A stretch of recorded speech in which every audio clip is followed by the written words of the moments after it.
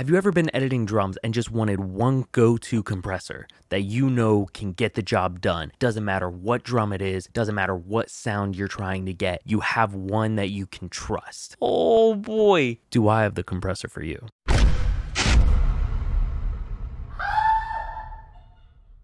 So we're taking a look at one of my favorite compressors. When I said a go-to compressor that you can use for any drum, I meant it literally. I use this on almost every single one of my drums. It has been my go-to, easy to call out compressor that is hands down gonna give me a sound that I'll like. This plugin, if you couldn't tell from the title of the video, is the CLA 2A. So this is based on the LA2A from Teletronics, I believe originally. I'm not sure if there's any connection with Universal Audio. I know that Universal Audio is involved with it at this point for the physical pieces of equipment. But there's so many companies that have decided to do plug-in versions of this famed compressor, Waves being among them. So now we have the Lord-Alge 2A rather than the LA2A. It's now just the CLA 2A. Lord-Alge is a great engineer. He has a lot of amazing equipment, and the fact that he works with Waves to come out with these amazing plugins, like, it only makes sense. But like I said, this is a simple plugin. It's a simple compressor, especially for beginners. It's great. I was using this when I was first really getting compressors figured out, especially in plugin formats. I loved the 2A because I was like, 2 knobs, done. Oh yeah. And it just filled in where I needed it, and it was an easy way to get some nice compression, pulling everything down, and then even it out with a little bit of gain structure after the fact. So it can be used on almost any instrument, but it is my go-to, especially for drums, kick drums, toms. I've used it on a snare a couple times. It's great for leveling out room mics, overheads, anything. I can get a sound I like on anything. That doesn't mean that you can't use it on other instruments. I'll use it on bass occasionally. Occasionally I like to use it on guitars as well. Most of the time that would be like an acoustic rather than an electric guitar. I don't know why, it just doesn't always fit on an electric for me, but it works really well as a bus compressor. So I'll use the CLA 2A on all of my drums individually, and then when they go into a drum bus, I'll slap the CLA 2A on that as well to help give a little bit of evening out. But we're gonna jump right into it. So you see here, very simple plugin. You just have the gain and the peak reduction. So the peak reduction is basically like a threshold. It sets how much everything is going to be pulled down. Then of course you have the gain on the left side that makes up for it all. It also doubles as a limiter using the exact same controls that you see here on the screen. I've never really found a sound with it as a limiter that I like. It's better in my opinion to use as a compressor than a limiter. It doesn't quite match what I like as a limiter if I ever use a limiter. You also have the VU display here. With this switch, you determine what is displayed on the VU display.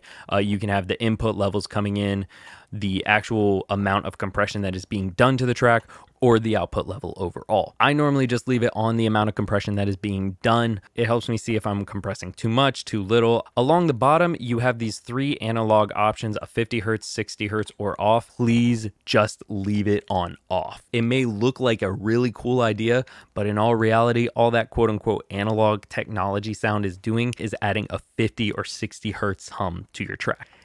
It doesn't really do anything to make your track sound more realistic or analog sounding. It just doesn't. So like I said, leave that on off, and then we come over to the high frequency and flat controls. This one took me a little bit to really figure out what exactly it does. So I never really paid attention to it. Whenever you open the plugin, it has it dead center, so it's not going too far towards high frequency or flat. But when I started playing with it, I realized that I need to adjust this more, because it can make a very big difference in how your plugin is affecting the overall sound of the compressor. So if you turn this more towards the high frequency side, it will start paying more attention to the high frequencies than the low frequencies. This is great if you're doing a vocal with a really harsh high end, or maybe you want to let a little more of the toms and kick through on a drum bus and affecting more of the overheads, whatever. It doesn't recognize the low end as much, so it won't be compressing it as much. But the danger there is that if you just have it on a bus, it'll start compressing the high end a little bit more and not touching so much of the low end, but the low end still gets the gain push. So it'll start clipping and distorting. It works in the right context. If you use it correctly, your track will sound great. It'll sound great for whatever it is you're trying to do. Just make sure you have the levels evened out how you want it to sound. So you may want to turn the compressor on, have it focused on the high frequency, and then you'll adjust your low end to not be so hot in the mix. On the reverse end, flip it over all the way to flat, and you're going to have an even compression across the entire board. That means everything is going to be getting the same amount of compression from the get-go. So this just means that your high frequencies aren't getting more attention and your low frequencies aren't just passing through untouched. Everything is getting grabbed and pulled back the same amount. So I talk about using it all the time on drums, might as well see it in action. So here's a track that I did with a friend of mine. We have everything. We have 2 kick mics, a kick bus, snare top, snare bottom, a rack, floor, overhead left, overhead right, room left, room right. So you can see I use it on everything. You see it on my room mics, my toms, my snare top, snare bottom, my kick bus, both of my kick mics. You see it on everything but the overheads. So what we're gonna do is go through all of the channels, see what they all sound like with and without the CLA 2A on them. I'm going to leave it off on the drum bus, and then we'll take a look at what everything sounds like together when using the CLA 2A.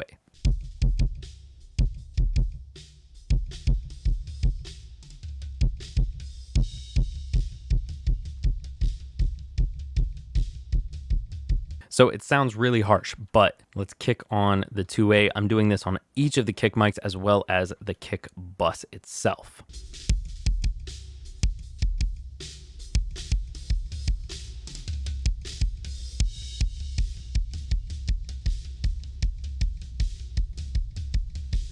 This is one of my favorite kicks I've ever recorded. I love this sound. Moving on from that, we're going to jump over to the snare. We're just going to do snare top and bottom at the same time. Again, without the CLA 2A, and then with.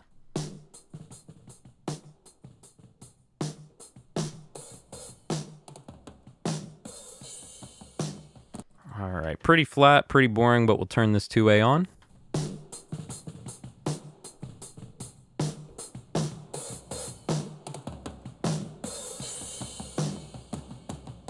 Moving on from there, we're going to hit the rack tom.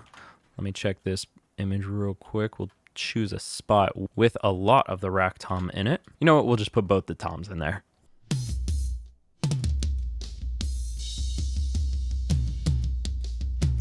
Turn them on.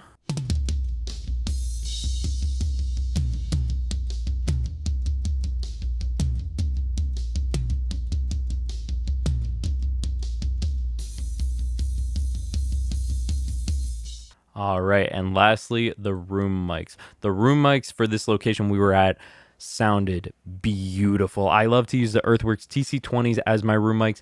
They're an amazing go-to. Never disappointed me, honestly. And it's surprising how much low end they have. I think in the EQ, I pull out quite a bit of the low end, but it still just rings. The reverb in that room is beautiful.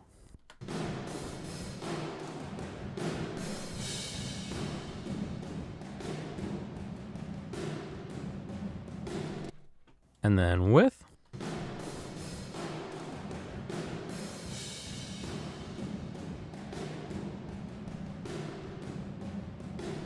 All right, so now we're going to take a look at the entire drum mix. We're going to turn off the 2A for every instrument, and then we're going to turn them all back on, including the drum bus. I kept the limiter off the entire time just because I didn't want to have that coloring it in any way. We'll turn that back on with the 2A at the very end. So again, this is everything together. Nothing is being run through the 2A at the moment, and then we'll turn the 2A on for everything.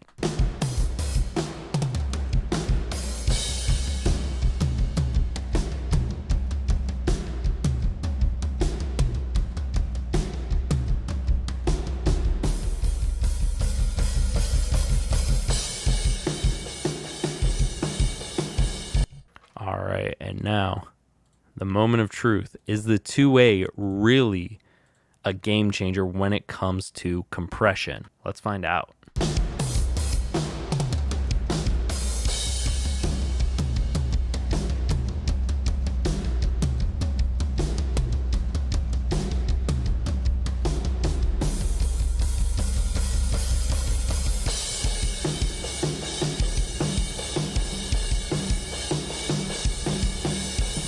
I can never get tired of the 2A on my drums. It is just absolutely my go-to forever.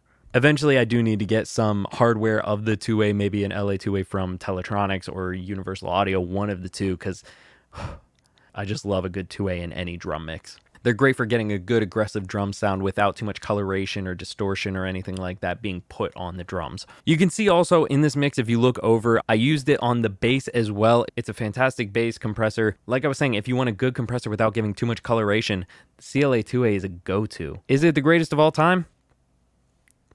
I'm not really one to say, but it's absolutely in my top 5 compressor plugins. But thank you guys so much for watching. I hope this video was helpful. Maybe you have a new way to use the compressor. I hope you try it out on your next drum mix. I think you'll notice a difference in how your drums turn out. Leave me a comment if you have any advice on how to use the two-way or any ways that I could possibly use it. Let me know. I'd love to try it out. But thank you again for watching. And I'm going to make this a regular thing from now on. Tuesdays are going to be a review day. I'm going to be taking a look at some sort of plugin or hardware that I use either regularly or I just want to try out and have an excuse to play around with it. I'm always looking to expand my palette and try new methods of editing to get great results. And sometimes I just find a gem of a plugin. But the CLA 2A is always a fallback for me. And I think it's found its way in almost every single session I've worked on.